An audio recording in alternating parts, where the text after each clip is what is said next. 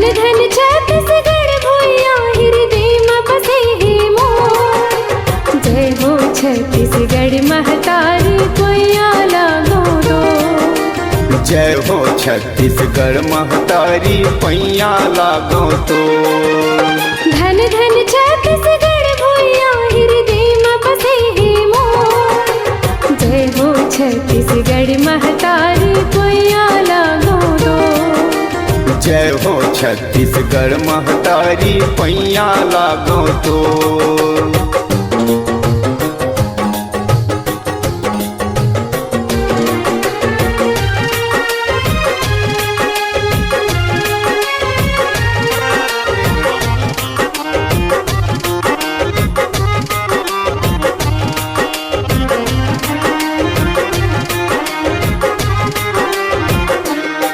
मोर माटी तय मोर महतारी तय जिंदगी तय मोर चिन्हारी। हर सासु मसेवा बजाते तोर यौ करम किसानी हावय मोर। गढ़ही जब नांगर मोती माँ हरियर हो जाही ये जगह। मोर भाग है से हो जाती।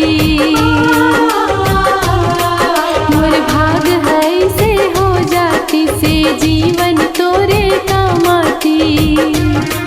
मैं गरीब किसानों हाँ मैं गरीब किसानों पे रहो जांगर माथ नमावो तो।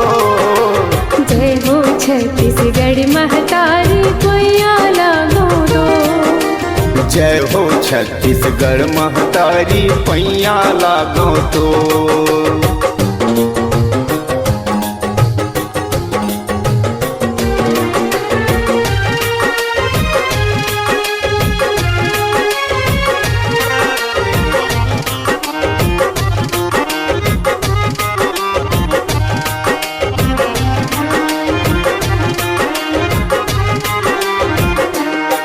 मुरमा पगड़ी पहिरो धोती गड़गे नागर करबो खेती।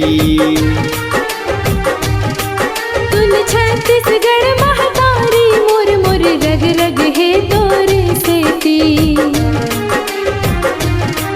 बरसे पानी गरजे बादर बहे खून पसीना चले नागर अनला हम तो उपजाबो जी। अनला हम तो उपजाबो जी बेटी के फर्ज निभाबो जी। कोरा माँ तोरे कोरा माँ तोरे जन्म धारे कोरा माँ है अब मरना तो। जय हो छत्तीसगढ़ महतारी पैया लागो दो। जय हो छत्तीसगढ़ महतारी पैया लागो तो।